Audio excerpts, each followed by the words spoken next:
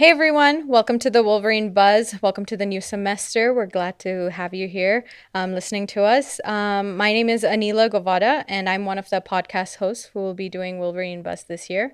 Here with me, I have our editor in chief, Matt, and our special guest today is January Walker, who is part of the United Utah Party, and she's running for CD2. How's it going, January? Oh, it's absolutely amazing. Beautiful day outside. One of our last of summer. It's so good to have you back on the show. We've had her on, for those of you who have been frequenters of the Buzz, we've had January on before. And back then you were running for the 4th Congressional District. That's correct. And here you are now. How have things been since we've last spoke? Well, I feel like we just spoke a couple of months ago because we just barely had that election finish up in November, and we talked, I think, in October. But things have been really, really good. We've seen a huge swell in the independent moderate movement, so moving away from the two parties. With that, there have been tons of conferences. There's some democracy conferences coming up, and I mean, just everybody's really excited still. And are you guys still working with the Forward Party since the last election? Yeah, so we support the Forward Party, and in Utah, we have the Utah Forward Party that's been really closely aligned to our values. I know that at the national level, they're focusing on a couple of states, and they're kind of like, Utah, they have everything taken care of, so they're being hands off right now. But yeah, so definitely like what the Forward Party stands for. So here we are. Yeah, here we So are. if we're, with the different races, I mean, with the 4th Congressional District, now you're in the 2nd Congressional District. Have there been major differences that you've noticed in that race compared to CD2? I mean, what are some things you've noticed? Yeah, so this is actually really interesting. So with candidates, one of the most difficult things that you'll find, and this is whether you're a major party or a minor party, it's really hard to get any type of press.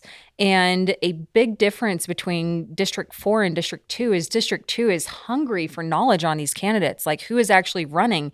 They're mentioning us by name in pretty much every single one of the articles. Last time, there were over 100 articles, and even though we're like, hey, we're running, be aware, they did not mention us by name. We were lucky if it said, third party candidate is also in the race. And this time they're actually saying January Walker's here. She's with United Utah Party. And they've been being respectful to everybody. So that's big. Because even in the last election, the United Utah was relatively successful. I mean, you got 6.6% of the votes, which has been unheard of for a lot of third party campaigns, especially in the 4th Congressional District. Yes. And so, I mean, do you guys see a good advance in CD2 as well? I mean, because CD4 has always been sort of the heavy hitter district inside of Utah. And so do you expect the same sort of success inside of CD2? We do expect the same sort of success inside of CD2. And there's a lot of variables in this race, but overall CD2 is more moderate.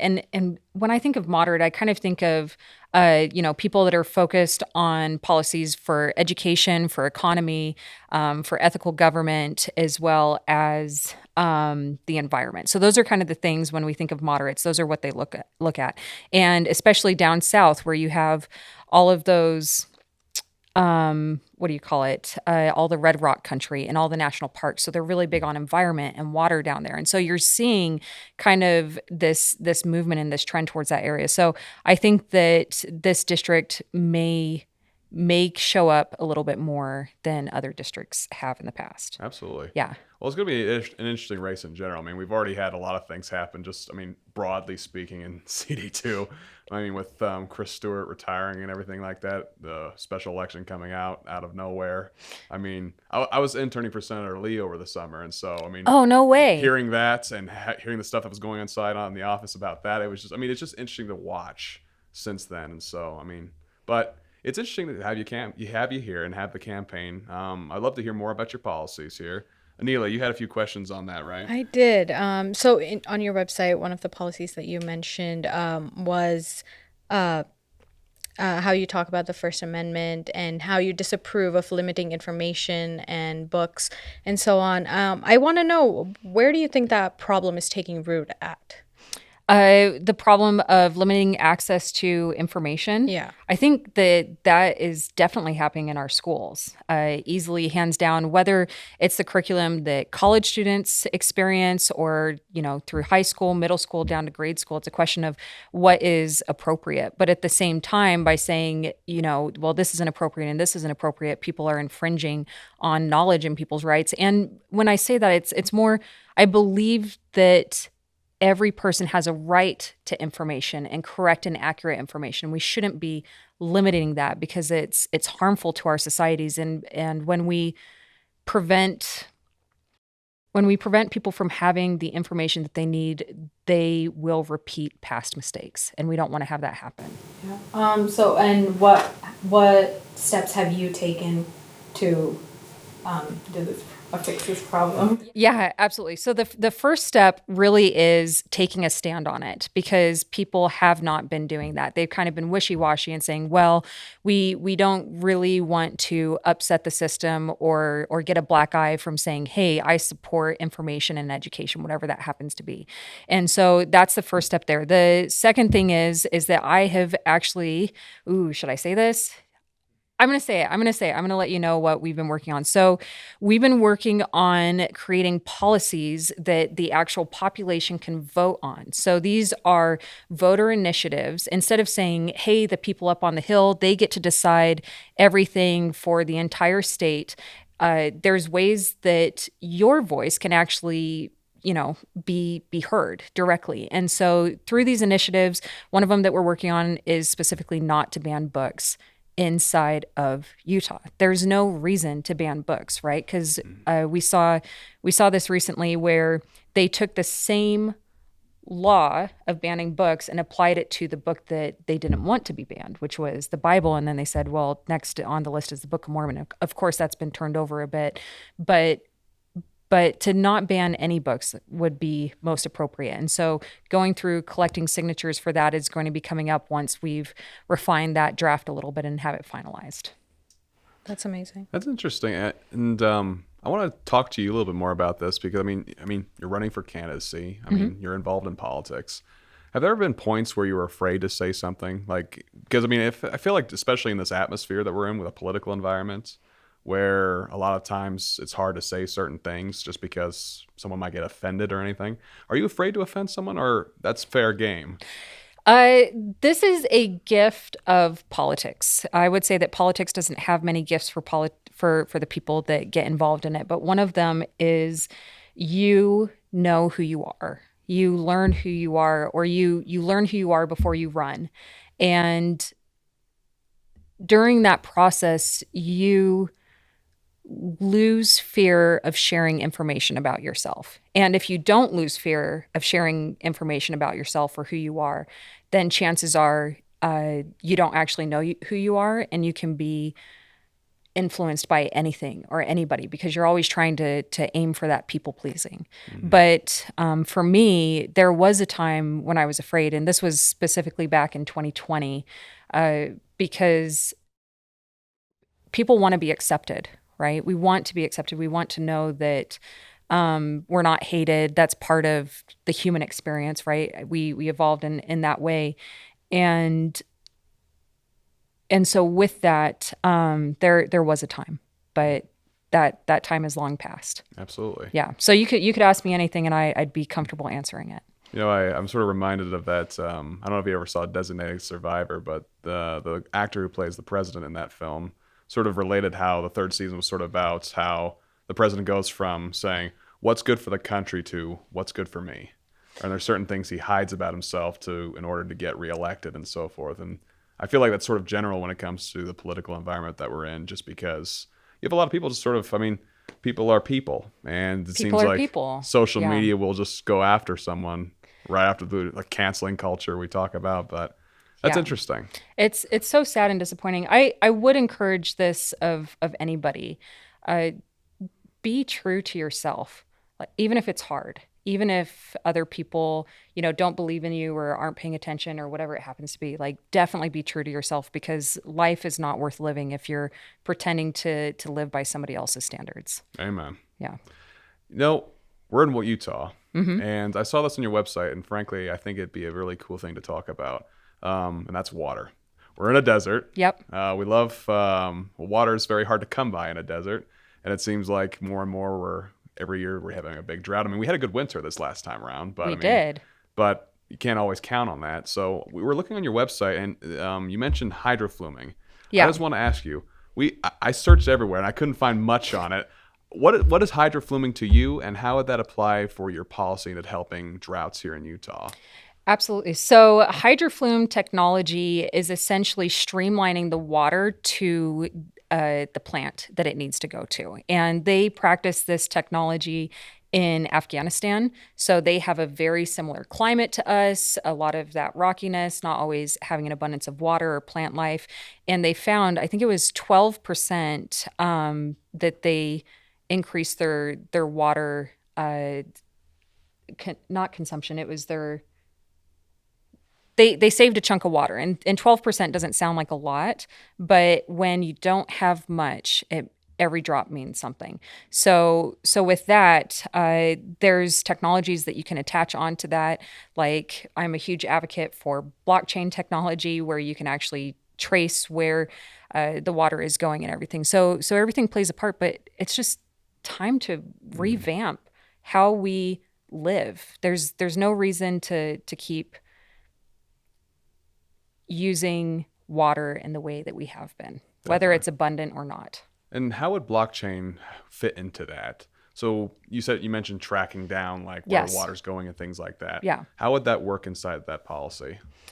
Yeah. So what you can do is every unit of water that you have. So you can have a measurement of water, whatever that happens to be, and that can have a transaction tied to it. And then when you go through and you use that water, it registers how much that's using. So one of the biggest problems that we have right now in Utah, actually not just Utah, the western half of the United States, is nobody actually knows how much is being used. So through water rights, through state usage, yeah. through the Colorado River, nobody can tell me where the water is going. They just say, we need more, we need more. And so by using this technology, you can essentially say, this is how much we have, this is how much that can be allocated, and this is how much you're using. And then if somebody's using too much, you can start to cut back on that. And with the blockchain aspect, you can actually start to do visualization, especially when you tie it into machine learning or AI, you can start to do visualization of how much water is being used and where it's going. Right. Yeah.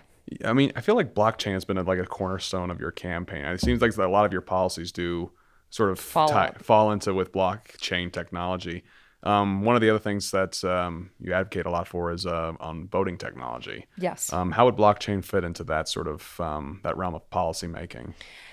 So I'm a big fan of, I want to say this, I'm a big fan of blockchain because we're kind of on the cusp of this technical revolution, and the countries that are embracing it are thriving. So third world countries, we're seeing rise from the ashes. We're seeing their systems play better than they ever have been. And in terms of the benefits of, it's not just voting, it's specifically identity, right? Mm-hmm. So you have the ability to control all of your information. People say, well, why does that matter? Why do we even care? And it's like, well, you can be compensated for people using your information to advertise, right? So there's a financial incentive for you there. In terms of voting, it makes it so that your vote, when you cast it, it is registered immediately. So instead of having to wait weeks or months like this last time, it's like, who actually won the election, right? Who won the election? We all know who won the election, but it took such a long time to go through that. And instead, you would be able to know it in an instant. Right. And then in other terms, as far as immigration goes, with this blockchain identity technology, you would be able to streamline immigration and make it so that instead of having to do weeks or months of that process, you could just start clicking buttons, and then all of a sudden people could be streamlined through these solutions. And it's like, why aren't we using this? I mean, we have people in Congress that don't even understand, Facebook, let alone TikTok. And it's time for a revolution. And that's going to be up to our generations to do. Definitely. And on that note, you also mentioned that blockchain can help with our national debt. Yes. what are the steps to that, or how do you think that would work? This is my favorite use case because national debt is such a big issue. Everybody's saying, where's the money going? Where are tax dollars at? And it works very similar to the water one, where you can track and trace things down to the very last penny or down to the very last unit. So for each dollar, you would essentially have a number that follows that dollar. And when you can follow that dollar, which we currently can't, and we know that we can't because we had, what was it? It was like $600 billion just magically I remember disappear. that you mentioned that in our last interview, like $600 billion. This is a new one. Bro, this is a new one. This is a new Okay. one. Yeah. So before it was 662 billion that we misappropriated. This time it was with, oh gosh, I don't want to say the CIA, but like one of those military specs or like It was, operations. like off, not like, I can't remember what the exact term was, but like off-record projects, like classified areas. Of course. Yeah. Right. But in reality, you should be able to account where that money went, right? That's essentially taking money from taxpayers and then just saying, oh, it disappeared. But with this, when we can actually say where the money is going, because nobody knows where the money is going, they can say, well, we should cut this or cut this. They don't actually know if we should cut that. So once you can say where it's going, then you can look at it and say, oh, these programs no longer serve the American people. So we can have the tough conversations and get rid of those grandfathered programs that people are just, helping out their buddies, right? And they're getting rich off of taxpayer dollars. It's like, let's get rid of that. And then it's like, oh, now there's money for healthcare. Now there's money for education. Now there's money to help the environment or businesses. And it also eliminates fraud. So once you have that, you can start accounting for the money, accounting what you want it to be used for, and then make a plan for paying off debt. I feel like this is basic, just financial planning here, but maybe it's not. I feel like a lot of folks are having trouble counting numbers nowadays. It's just Yeah. 2 points on that. We've heard, with blockchain technology, there have been some critics. People say that it's not secure. People say that with the open source technology that it might leave the country open to, say, security risks. How would you respond to those people? I would say that there are certain ways. Well, first of all, I would say that no technology is 100% secure, right? So that's first off the bat. And then I would argue that blockchain technology is more secure than the technologies that most companies are deploying today. And that's why you have big corporations, so like Microsoft, Walmart, IBM, they're all moving away from these old technologies because they know that it's more secure. Now, when we talk about breach of information, when it is breached, it tends to be because of the human element, right? So those phishing campaigns and everything that you experience on that level. So I would say tighten up your policies, tighten up your people, and when you do that, you won't really be having those risks. Definitely. I want to swing back to what you were saying about with the budget. Yes. Attacking those certain, having the tough conversations, I think of the way you put it. Let's say you're elected. We had a conversation about this in the last interview too. Like being an independent in Congress, right, with two major parties in there. Evan McMullin was criticized about this as well. If he caucused by himself, how would he get anything done? When it comes to the House of Representatives, there's even more people in there.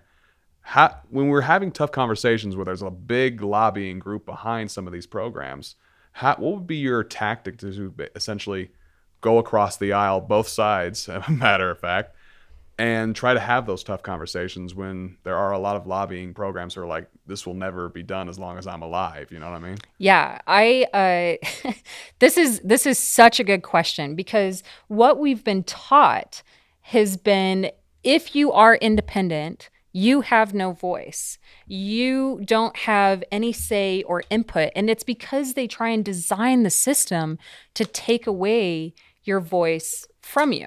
And when we look at, so we see this happening in the party system, which I really hope that we can just talk about open primaries and that type of thing at some point during this interview. Matter of fact, it's on my pad here. Perfect. Excellent. So with Evan was 100% right. And they tried to skew this away from his point or what he was pointing out. And that is that if you are an independent, both parties have to come to you because the votes get so absolutely tight that they need those people in the middle to take their side. And it also makes it so that, well, which way could this vote go? It brings more to the table in terms of, hey, we'll help Utah with this or whatever it happens to be. So I will say Evan was 100% right that being independent and not caucusing with anybody is the right way to go. So sort of like a Joe Manchin kind of tactic almost. Yes. Okay. Yeah. So say like one thing that we mentioned last time was also term limits. Mm-hmm. Say a policy like that comes around that say you're trying to push and tries to go through the Senate when it doesn't benefit either party. What's the tactic to try to get something like that done?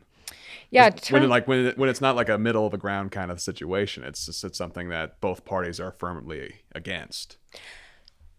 So yes, when it comes to this, the Republicans always vote for it because they come up with these outrageous terms that they know nobody will agree to, and it looks good for them on their platform. The Democrats will actually come over to that side if there were more agreeable terms, but that never gets brought up on the floor, right? So in terms of trying to get a policy like that passed, it would really come down to what would be an agreeable amount of time that people would say, yeah, I would give up this career for. And I actually have a number around that we've kind of identified. And so we've been talking a lot about parties. Let's just sort of address the elephant and donkey in the room. Right.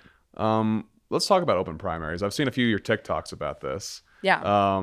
What does open primaries look for you, and how do you think that would work if it was conceptualized?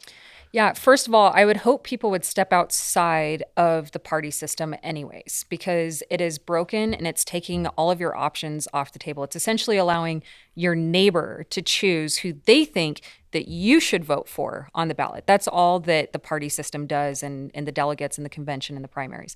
Now, as far as open primaries go, no matter what, people would have one vote to cast, right? So there's no duplicate. You can't vote in, multiple parties or anything like that.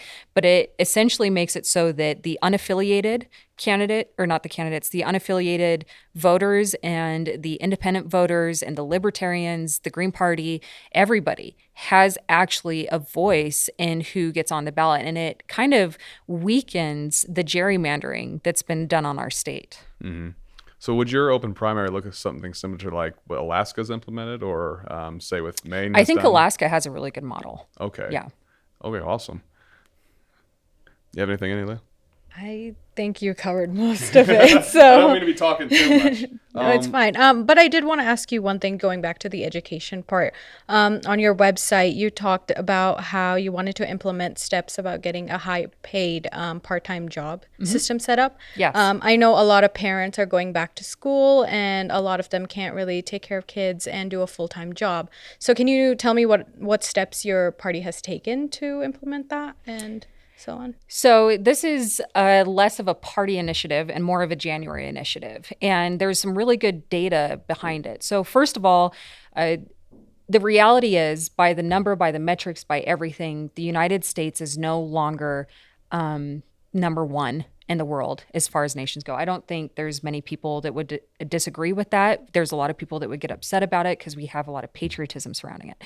But in terms of looking at what a first world nation looks like, you have countries in Europe that are moving towards 4-day work weeks where they have the same salary that they have now, but they're working like 30 hours. And with that, and that's not even talking about all the healthcare and stuff that they get, right? This is just plain old starting to work, 30-hour work weeks. And so here in the United States, and specifically with my company, so I go through and I work to acquire companies and improve them in some way and start implementing company policies that employees can actually live and abide by. So one of them is that nobody at my companies works more than part-time, and we pay full-time salaries to them. So they have incentive to go through and actually work more, and it drives people to our company as well, because we're also working on just a couple of other things besides the part-time stuff. But but we're also working towards employer paid healthcare as well, which is something that people don't have. And then also making it so that, if there are programs, and this one needs to be fleshed out a little bit, but we're trying to make it so that people can have their kids taken care of while they're working at the same time. So on this one, this is leading by example and creating a model and proving that it works and that we can still walk away with multi-million-dollar profits, not just, for ourselves, but for the company, the employees, the stakeholders, whatever it happens to be, and still have success. And so this one is leading by example. That's amazing. Love that. I was curious a little bit more about, you mentioned deepfake technology as well. It's something has been popping up a lot. Yeah. And with a presidential election coming up, I mean, we've seen presidential elections where videos have been a pretty big determiner factor, especially when it comes to the polling data and how people are reacting to a specific candidate. Do you think that's a worry in this upcoming election?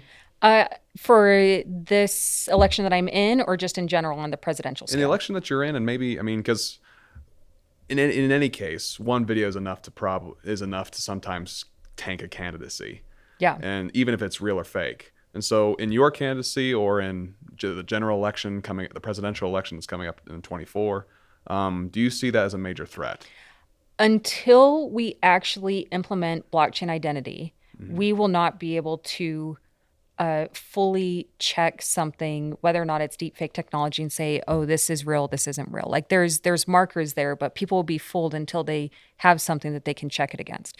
Now, as far as will this impact my candidacy this year, I certainly hope not. I'm not looking forward to the day when people say, hey, we have enough from January to create ads of her saying things that she never said. And because I just think that that's in poor choice. And I'm positive that we'll see it with the presidential election as well. So yes, there will be an impact there. Yes, there are measures that we can start to implement to prevent that from happening. And with AI technology, I mean, it's growing exponentially every day. Do you think there are any regulations that should be placed on that kind of technology? Ooh, this is such a good question. So when it comes to AI technology, I think in terms of regulations, I have so many going through my head. It's trying to pick just one. Well, because I mean, it's a very gray kind of area, isn't it? I mean, like, especially with how much it's developing. Yeah, I would first look to, I would say, if the way that AI is being leveraged, if it doesn't have integrity behind it, if it's not socially beneficial, like if it's socially harmful, environmentally harmful, or just harmful in any of those ways, right? If it meets any of those things, those are the ways that we should first say, this is not a productive tool to our society. So, for example, immediately right off the bat, I think child porn should be banned through AI generation. I think that that's not appropriate for our society. So immediately I would say that would be one. Another one would be, I don't know. What about you guys? Like, I have so many that are floating through my mind. That's what's sort of interesting to me, because I mean, what's the line between something that's harmful, right, versus something that's like parody? Like, for example, there's folks on YouTube who've edited Trump and Biden and Obama playing Minecraft together. That's hilarious. I mean, and that's funny. It's lighthearted, right? Yeah. I mean, surely they never played together. We would love to see that, by the way, if President Trump, Biden, or Obama are watching this podcast. Please let us know. We'll film it. But I just got to throw that marker out there. Right. But from parody standpoints, where they could be saying, I mean, they could be swearing and they could never have been done in that, versus something that like is politically harmful, like I'm so and so and I approve XYZ, which could be something that's very like harmful. Yeah, in terms of the political sense, I think the intent behind the video matters a lot. Right. Right. So if the intent there is to derail or to cause harm or to cause anger or strife or, to spin up some kind of war, I would say that it's inappropriate, certainly. In terms of creating laws against it, I think that that's where it starts to get really close to the First Amendment, right? Which we talked about earlier, because people should still have a right to say what they want to say, but where does it cross into slander Right, or defamation. or defamation? Yeah. Yeah. Because I know there's a lot of, I mean, I'm a common law kind of guy. I constitutional studies is my minor. There's several cases where that very question has sort of come into play. I mean, with like music, for example, people making parodies of other people's music, being like, "Oh, well, that's defaming me." So if say like Yeah. say if someone like, I mean, if Trump's playing, he doesn't like Minecraft, all of a sudden he thinks, well, that's ruining my image, right? I mean, I feel like that's where the line is sort of starts to get blurred, you know? Yeah, it's like, does it hurt? Is it that it's hurting your feelings, or is that it's hurting Right. you as a person and who you are? Like being dishonest. You know, the older I get, and I know I'm not that old, I'm 21, but I've seen so many things change in just my own lifetime, and so it's just cool. And I feel like going full circle here. I mean, your campaign has been about technology, and you were mentioning, I mean, the world is going forward faster than ever before, and those who aren't getting with it are sort of dying left off. behind. Right. Yeah. And so coming full circle here, I mean, when it comes to technology in general, what's something that you want to make sure people are left with? Technology in general is something. There's a couple of things. One, the way that the world is today, it doesn't have to be this way. It doesn't have to be this painful. The issues that we're facing, we now have the technology to start solving some of these massive problems, because really it was just that the data, like the national budget, if we go to that, the information that was pouring into that was so large that we didn't have the tools to keep up with it. We now have the tools. Let's address it. In terms of, immigration, we were looking at that. We have the tools. Let's address it. We now have the housing crisis. We have ways that we can start to drive down costs and say, this doesn't have to be painful anymore. So in terms of leaving people on that note, I would say that we need to start leaning into technological solutions, and it's near impossible to do that when all of your people representing you are like 70, 80 years old. Like they're still trying to figure out a computer here. Like, What's your take on the Mitch McConnell situation?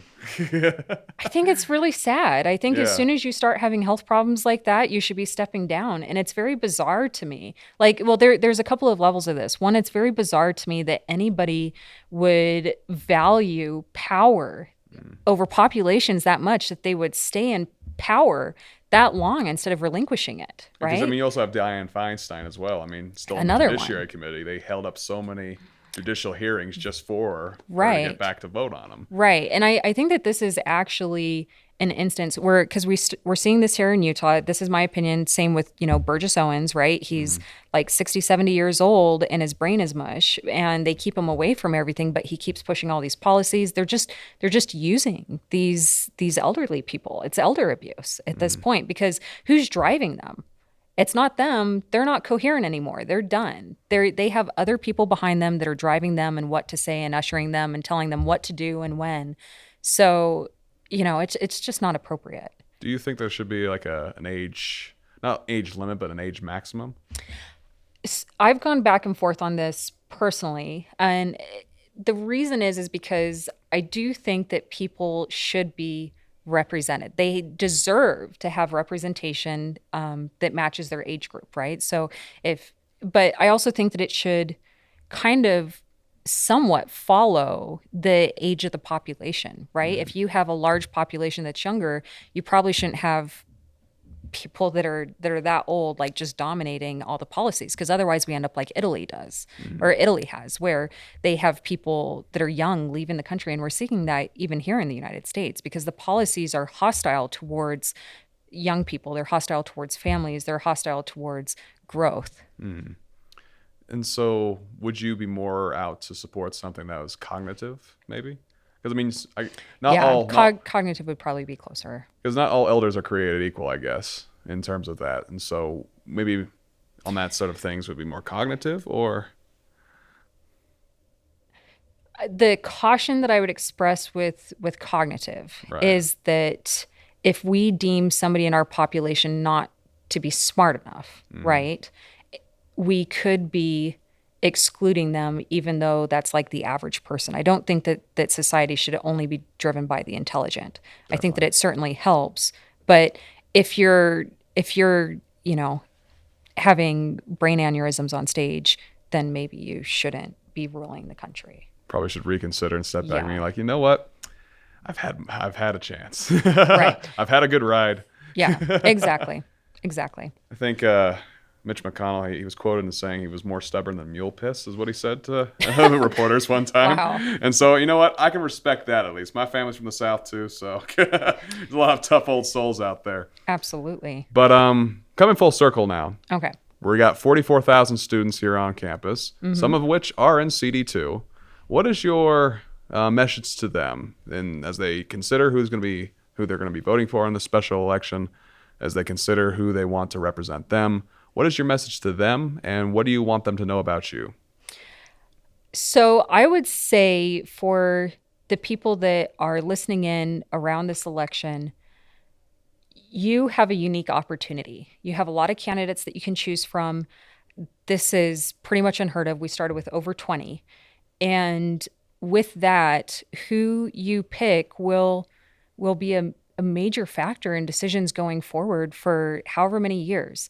And the people that are currently on the ballot, you've seen their policies before. You know exactly what you're going to get. And it's not going to be any different than what you've been getting for the past 20, 30, 40, 50, 60, 70 years. It's not. So if you want change, and I hear so many people saying, I want things to be better. I want us to have a world that I can live in. I want stuff not to just be good for me, but for the people that come after me. And if that's truly what you want, it's going to take courage to step outside of those models and deny, like openly deny, or not just deny, just acknowledge that the things that we've been told about politics and political parties and our representation and things never changing, that's not real, and that's a limitation of generations past. And for us, we have the ability. We're smart. We know what we're doing. We see the problems clearer than anybody has before, and we have to take action. Like whether it's me that you're voting for or somebody else, we have to take action. And if we keep delaying, if we keep punting it down and trying these systems that they say this is the only way to do it, we know that we're not going to thrive. And that's what I would challenge you to do, to vote for the candidate that will help you thrive and put you first. And speaking as a young politician yourself, what message do you have for the students who are studying to be politicians and, take that as their future careers?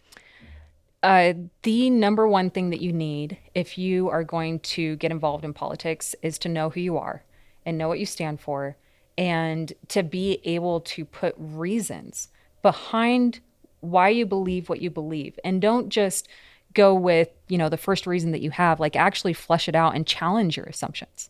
But know who you are and stick to your integrity. Put your integrity first. Because in the world of politics, people don't care about your integrity. They'll trash it. So it's you that has to guard it. Definitely. Well, January, first and foremost, thanks so much for coming back on. It's always a pleasure speaking to you. And we look forward to seeing what you do in the 2nd Congressional District race. Thank you so much. Absolutely. I love UVU. Go Wolverines. Hey, amen. Yep. Hey, our basketball team better do good this year. Yeah. I swear to gosh, if we got to replicate that win from last year, because I ain't gonna lose that was to no amazing. Cougars. Yeah, did you see that? Yeah. So who was it? I'm spacing on the name.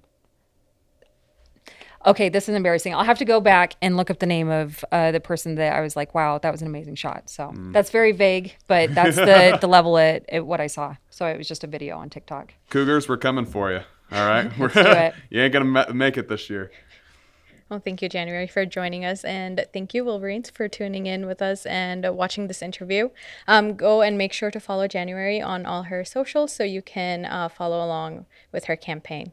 So Do you know what the socials are? please. Okay, it's announce just them. Utah Politician. Okay. Keep it simple. Perfect. And for those of you who are interested in January's campaign, please visit her campaign website where you can find all of her stances on issues as well as her other contacts as well. Perfect. Thank you. Thank you.